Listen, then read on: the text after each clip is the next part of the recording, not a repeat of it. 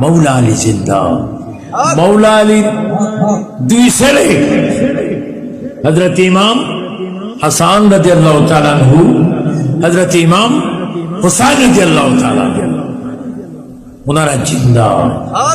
এই ইমাম হাসান এবং হুসাইন রাদিয়াল্লাহু তাআলা আনহুর মাথা, আল্লাহু আকবার, নবী পাকের জান্নাতি নারী সমাজের সরদার নি হযরতে খাতুনে জান্নাত মা ফাতেমা, তিনি জান্নাতুল বাকিতে জিন্দা।